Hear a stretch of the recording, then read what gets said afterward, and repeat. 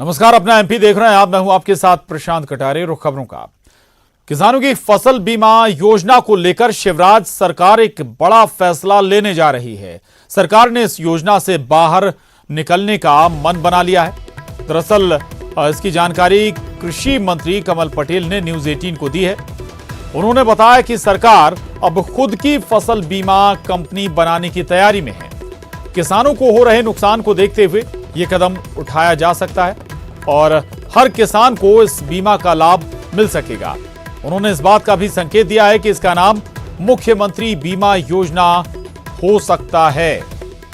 तो अब राज्य सरकार खुद की फसल बीमा कंपनी बनाएगी और या ये कहें कि मुख्यमंत्री बीमा योजना नई योजना का नाम हो सकता है। दरअसल अभी किसानों को केंद्रीय फसल बीमा योजना का लाभ नहीं मिल पा रहा है और इसके चलते सरकार केंद्रीय फसल बीमा योजना से बाहर निकल सकती है और खुद की बीमा कंपनी खड़ी कर सकती है, जिसके तहत किसानों का फसल बीमा किया जाएगा।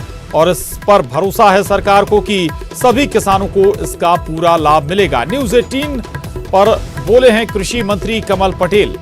उन्होंने बताया कि सरकार अब खुद की फसल बीमा कंपनी बनाने की तैयारी में है और इससे किसानों को सीधे तौर पर फायदा होगा। अभी जो कंपनियां फसल बीमा कर रही हैं वो निजी कंपनियां हैं और उनसे उतना लाभ किसानों को नहीं हो पा रहा। हम ऐसी पॉलिसी बनाने जा रहे हैं माननीय मुख्यमंत्री शिवराज जी के नेतृत्व में, जिसमें 100% किसान कवर हो जाए, 102। और जो वाकई में गरीब किसान हैं, डिफॉल्टर हैं, जो कर्जे के कारण आत्महत्या भी करते हैं या परेशान रहते हैं, उनको इस कवच, सुरक्षा कवच सरकार दे। और इसलिए वो तभी होगा जब 100% किसानों का बीमा होगा। और ऐसी बीमा पॉलिसी बनाएंगे जिसमें प्राइवेट बीमा कंपनी को हम हटा रहे हैं, मध्य प्रदेश सरकार की खुद की बीमा कंपनी होगी और मुख्यमंत्री फसल बीमा योजना उसका हम नाम रखने पर विचार कर रहे हैं। और क्योंकि शिवराज सिंह जी के मुख्यमंत्री के नाम से जितने भी काम हुए, तो पीएम प्रधानमंत्री फसल बीमा योजना से अब मध्य प्रदेश बाहर निकल सकता है। दरअसल ये कहना है कृषि मंत्री कमल पटेल का। उनका दावा है कि प्रधानमंत्री फसल बीमा योजना के तहत किसानों को लाभ नहीं मिल पा रहा है, प्रीमियम ज्यादा देना पड़ता है जबकि लाभ किसानों को कम मिलता है, उतना भुगतान भी नहीं होता, मुआवजा भी किसानों को नहीं मिल पाता है।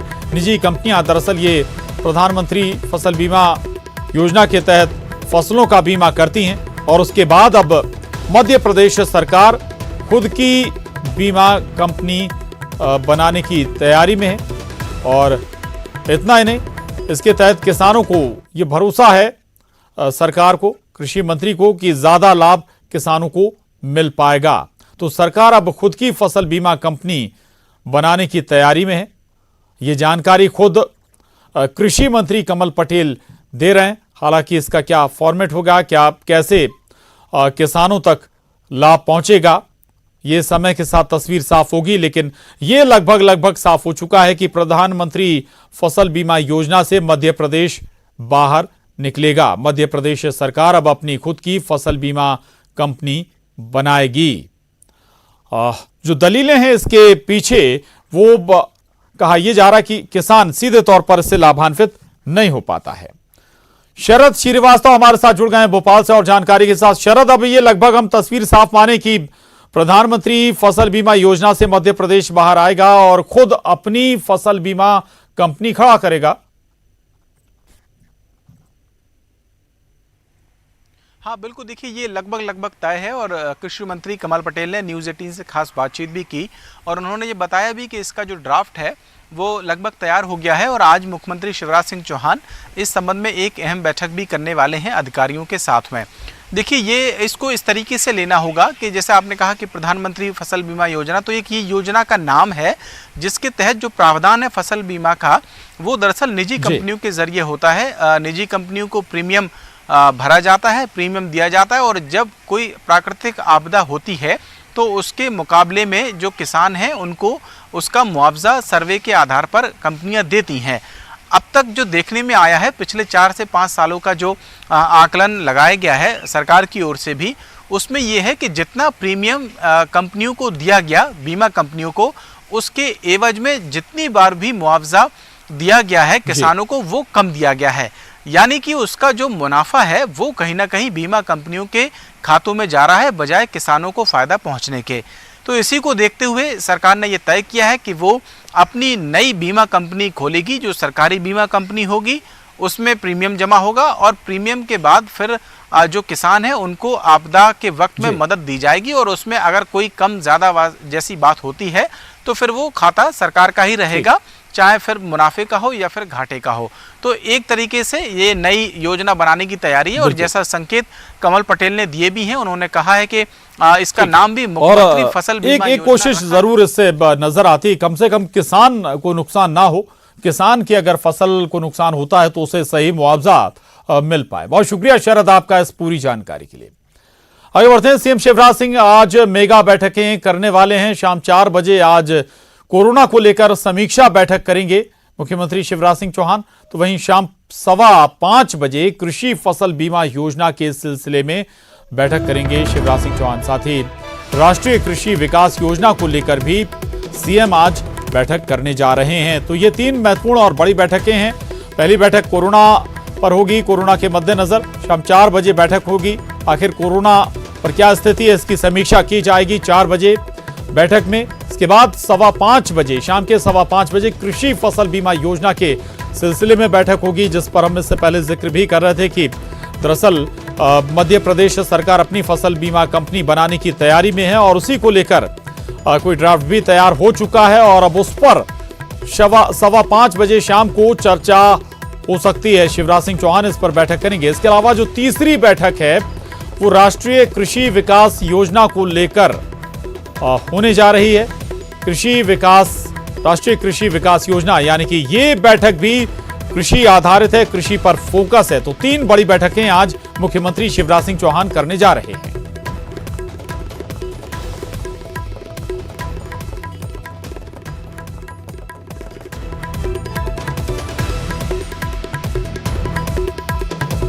और उधर सीएम शिवराज सिंह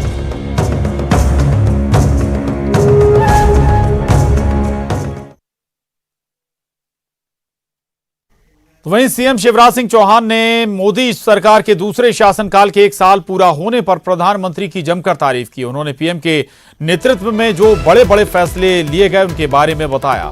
कहा कि मोदी केवल मोदी जी का नाम नहीं है, एक मंत्र के रूप में हमें ऊर्जा से भरता है, प्रेरणा से भरता है, विश्वास से भरता है। इस दौरान उन्होंने महापैकेज का भी जिक्र करते हुए कहा कि उन्होंने भारत को आत्मनिर्भर बनाने के लिए महापैकेज का ऐलान किया है। केवल मोदी जी का नाम नहीं, एक मंत्र के रूप में हमें ऊर्जा से भरता है, प्रेरणा से भरता है, विश्वास से भरता है। ऐसे महान नेता को दूसरे कार्यकाल के पहले वर्ष समाप्त होने पर हम बधाई देते हैं। कितने काम कश्मीर से धारा 370 की समाप्ति, सीएए का मानवीय कानून, अयोध्या में राम मंदिर का निर्माण, मुस्लिम बहनों को न्याय दिलाने के लिए 3 तलाक कानून, और अब आत्मनिर्भर भारत बनाने के लिए 20 लाख करोड़ का पैकेज। धन्य ये नेता, और सचमुच में भाग्यशाली हम जो हमें ऐसा नेतृत्व मिला है। तो मोदी के सीएम शिवराज सिंह ने मोदी के नाम का फुल फॉर्म भी बताया। उन्होंने कहा कि मोदी सिर्फ नाम नहीं बल्कि मोदी नाम में एक संदेश छिपा है। मोदी शब्द में एक अहम का मतलब है मोटिवेशनल। प्रधानमंत्री देश को ऊंचाइयों पर ले जाने के लिए हम सबको प्रेरित करते हैं और ओ का मतलब है अपॉर्चुनिटी से। इसका मतलब है कि पीएम देश के संसाधनों में छिपे नए अवसरों को सामने लाते हैं। मोदी नाम में शामिल डी का मतलब है डायनेमिक लीडरशिप। इसका संबंध प्रधानमंत्री की सुघड़ नेतृत्व क्षमता से है। मोदी शब्द के अंतिम अक्षर आई का मतलब है इंस्पायर। ऐसा इसलिए क्योंकि प्रधानमंत्री देश को आत्मनिर्भर बनाने के लिए सबको प्रोत्साहित करते हैं। जी के नाम का पहला अक्षर है एम। एम से मतलब है मोटिवेशनल, मेहनती। वो अपने इस महान देश को महानतम ऊंचाइयों तक पहुंचाने के लिए अनथक परिश्रम, घनघोर परिश्रम करते हैं और हम सबको मोटिवेट करते हैं। मोदी के नाम का दूसरा अक्षर है ओ, मतलब ओजस्वी, अपॉर्चुनिटी। मोदी जी हमारे ऐसे नेता हैं जो भारत में छुपी हुई अपॉर्चुनिटी को पहचानते हैं और उसको निखारने का सदैव प्रयास करते हैं। मोदी जी के नाम का तीसरा अक्षर है डी, मतलब दूरदर्शिता, dynamic leadership, development. Modi ji की दूरदर्शिता उनकी डायनेमिक लीडरशिप का ही प्रमाण है, जो भारत को डेवलपमेंट के रास्ते पर तेजी से ले जा रही है। मोदी जी के नाम का चौथा और आखिरी अक्षर है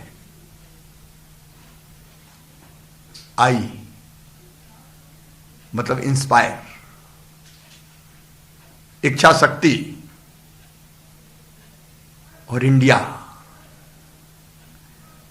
मोदी जी हमारे ऐसे नेता हैं जो भारत को अपनी दृढ़ इच्छा शक्ति से आत्मनिर्भर बनाने के लिए हम सबको इंस्पायर करते हैं।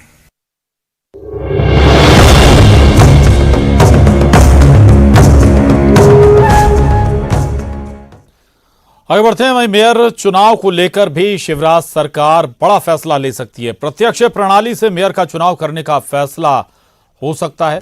कैबिनेट कोरम पूरा होने के बाद इस पर प्रस्ताव आ सकता है। मॉनसून सत्र में बिल या अध्यादेश लाया जा सकता है। बता दें कि कांग्रेस सरकार ने अप्रत्यक्ष प्रणाली से चुनाव कराए जाने का संशोधन किया था।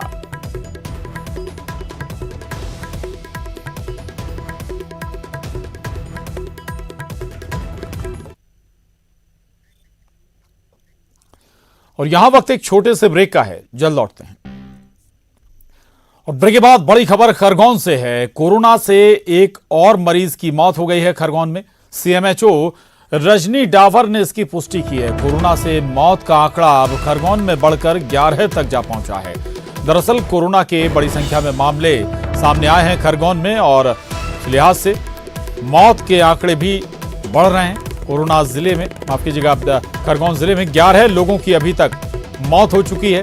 कोरोना संक्रमण के चलते आज एक और कोरोना संक्रमित मरीज ने संक्रमण के चलते दम तोड़ दिया है। इस बात की पुष्टि सीएमएचओ रजनी डावर ने की है। तो खरगोन में लगातार कोरोना संक्रमण के मामले सामने आए हैं और इस लिहाज से 11 लोगों की मौत अभी तक कोरोना संक्रमण के चलते खरगोन जिले में हुई है।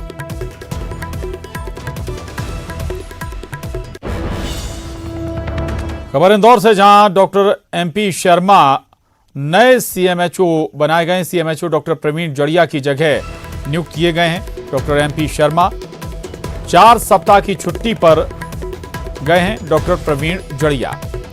तो ये बड़ी खबर इस वक्त की।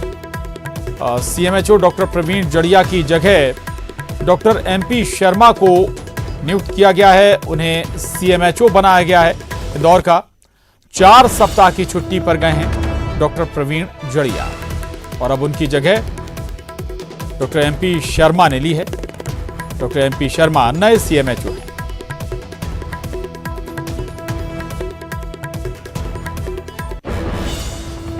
लॉकडाउन 4.0 के अंतिम चरण में इंदौर के जिला कलेक्टर ने नया आदेश जारी कर दिया था, जिसके तहत हर किसी को घर से बाहर निकलने पर मास्क लगाना अनिवार्य है। जिले में रुमाल या गमछा मान्य नहीं होगा, लेकिन बीजेपी नेताओं के विरोध के बाद कलेक्टर ने आदेश वापस ले लिया है। दरअसल इंदौर कलेक्टर ने यह आदेश दिया था कि लॉकडाउन 4.0 खत्म होने के बाद जो व्यक्ति भी बाहर निकलेगा उसे मास्क लगाना होगा हर हाल में। गमछा या रूमाल मुंह पर लगाने से काम नहीं चलेगा, उसके ऊपर जुर्माना लगाया जाएगा। लेकिन इस आदेश के बाद बीजेपी ही इस आदेश के खिलाफ खड़ी हो गई। आखिरकार जिला कलेक्टर ने, इंदौर कलेक्टर ने अपना आदेश वापस ले लिया, आदेश पलट दिया है। ये कॉपी भी देख पा रहे हैं आप उस आदेश की, जिस आदेश के तहत लोगों को हर हाल में मास्क ही लगाना होगा।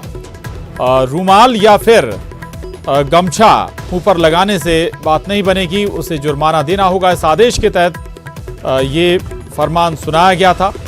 दूसरी तरफ पीएम नरेंद्र मोदी और सीएम शिवराज भी ये अपील कर चुके हैं कि अगर मास्क नहीं है तो गमछा यूज कर सकते हैं, इस्तेमाल कर सकते हैं, या फिर साफ रूमाल 2 लेयर बनाकर उसकी अपने मुंह पर बांध सकते हैं ताकि संक्रमण लोगों तक ना पहुंचे। अब तो प्रधानमंत्री मोदी के आदेश की भी अवहेलना करने में नहीं चूक रहे हैं इंदौर कलेक्टर मनीष सिंह। अपने बड़े व्यापारी साथियों, मास्क निर्माता, सैनिटाइजर निर्माता और बड़े व्यापारियों को फायदा पहुंचाने के लिए इंदौर शहर की जनता, छोटे व्यापारियों को अपना रौब जमा के जो धमकाने का काम मनीष सिंह जी कर रहे हैं वो अति निंदनीय है। जब माननीय प्रधानमंत्री जी ने कह दिया कि रुमाल और गमछे का इस्तेमाल मास्क के रूप में हो जाता है, तो इस तरह का तुगलकी आदेश इंदौर शहर में निकालने की क्या जरूरत थी कि मास्क ही लगाना पड़ेगा, गमछा रुमाल नहीं चलेगा। इससे ये स्पष्ट सिद्ध होता है कहीं ना कहीं बड़े व्यापारियों के एजेंट के रूप में काम कर रहे हैं इंदौर कलेक्टर मनीष सिंह जी, और इसको प्रदेश सरकार को संज्ञान में लेना चाहिए। डॉक्टर अमीनुल खान सूरी, प्रदेश प्रवक्ता, मध्य प्रदेश कांग्रेस। इंदौर कलेक्टर का आदेश अभी एक जानकारी में आया है, जिसमें उन्होंने गमछा, रुमाल एवं सादे मास्क को अलाउ न करते हुए केवल सर्जिकल मास्क लगाने का आदेश इंदौर की जनता से करा है। एक और हमारे देश के प्रधानमंत्री नरेंद्र मोदी जी, हमारे प्रदेश के यशस्वी मुख्यमंत्री शिवराज सिंह चौहान जी सार्वजनिक रूप से यह घोषणा कर चुके हैं कि जनता सादे मास्क का, गमछे का एवं रुमाल का उपयोग कोरोना के संक्रमण के बचाव के लिए कर सकती है। वहीं इंदौर कलेक्टर का ये आदेश मुझे अव्यवहारिक लगता है और जनता के अनुकूल भी नहीं लगता है। मैं कलेक्टर इंदौर से सविनय आग्रह करना चाहता हूं कि इस आदेश पर पुनर्विचार करें, गंभीरता से विचार करें और संशोधित आदेश की दिशा में तुरंत पहल करने का कष्ट करें।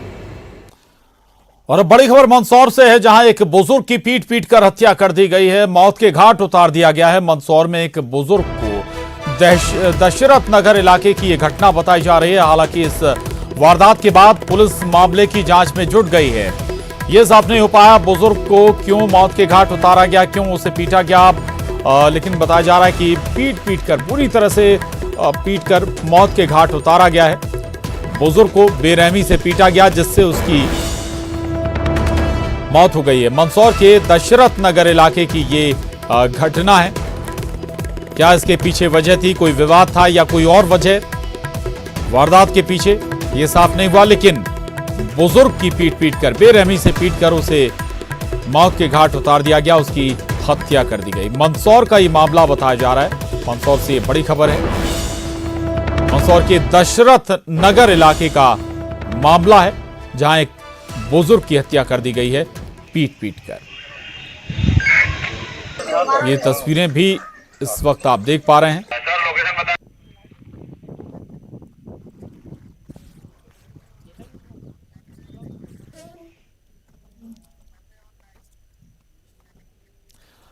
क्या कोरोना ने आपको बदल दिया है? क्या इस वैश्विक महामारी के बाद की जिंदगी में बड़ा बदलाव आने वाला है? ऐसे सवाल हम नहीं बल्कि आपके उस जवाब से उठने लगे हैं जो नेटवर्क 18 के सर्वे में सामने आए हैं। ये सर्वे आपसे जुड़े सवालों को लेकर किए गए हैं। तो चलिए जानते हैं कि नेटवर्क 18 के किस सवाल का दर्शकों ने क्या जवाब दिया है।